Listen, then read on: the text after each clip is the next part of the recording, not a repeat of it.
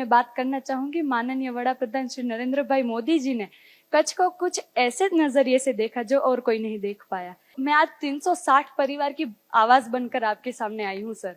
धन्यवाद करना चाहती हूँ उन सभी परिवार की ओर से कि पहले सरहद डेयरी जब वो दूध नहीं लेती थी, कैमल का मिल्क नहीं लेती थी, उससे पहले सभी परिवार घूमते रहते थे। वो तो पता है कि कैमल्स 12-13 किलोमीटर चलती रहती हैं, तो इसमें बहुत दिक्कत होती थी। उनका दूध लेने में दिक्कत होती थी, कोई लेता भी नहीं था और भाव भी इतना नहीं होता था। इसीलिए सरहद डेयरी ने जब लेना चालू किया तो वो सभी परिवार स्थिर हुए। उनके स्थिर होने से हम सभी बाल बच्चों का भी शिक्षण में और सभी जगह बहुत ज्यादा प्रगति हुई है हमारी।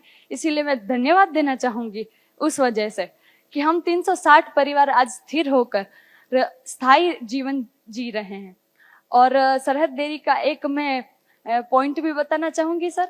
कच्छ के अंदर चार कैमल मिल्क की डेयरियां हैं, तो हमारे यहाँ सभी कोड ऑनलाइन होते हैं। तो क्या होता है कि ऊंट तो 12-13 किलोमीटर चलती रहती है, वो कहाँ पर रुकती नहीं है।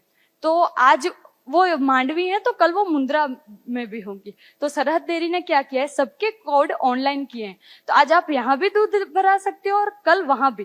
तो ये पशुपालकों को बहुत ज्यादा इससे फायदा हुआ है, इससे मैं धन्यवाद कहना चाहूंगी।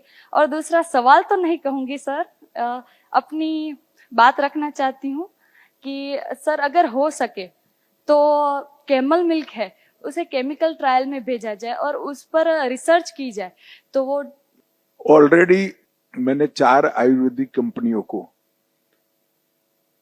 ऊंटनी के दूध की औषधीय गुण जो है और कौन कौन से इसके गुण किस रोग के लिए काम आ सकते हैं, इस पर बहुत डिटेल रिसर्च चल रहा है।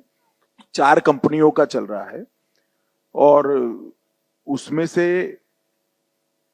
एक कंपनी ने तो इसको पूरा भी कर लिया है, बाकी 3 का भी समाप्ति की ओर है।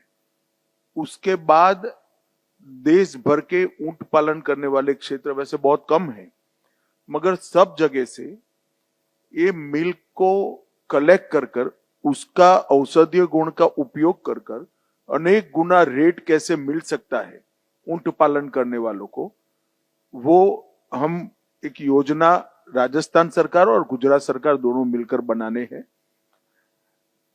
मुझे नागौर से 3 साल पहले किसी का पत्र आया था कि हमारी ऊंट की प्रजातियां लुप्त हो रही।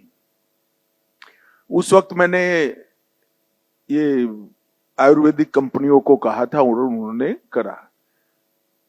अब उनके दूध के औषधीय गुणों का स्टडी कर कर इसमें से कुछ रोग की सटीक दवाइयां अगर बनती है तो ये ऊंट का दूध का जो रेट है वो अनेक गुना हम बढ़ा सकते हैं। और जब ऊंट पालन और ऊंटनी के दूध का रेट बढ़ेगा तो स्वाभाविक रूप से नस्ल संरक्षण में हमें बहुत फायदा होगा। नस्ल संरक्षण के लिए भी राजस्थान सरकार अभी वैज्ञानिक तरीके से किस प्रकार से नस्ल का संरक्षण और संवर्धन दोनों हो सकता है, इसके लिए भी बात कर रही है।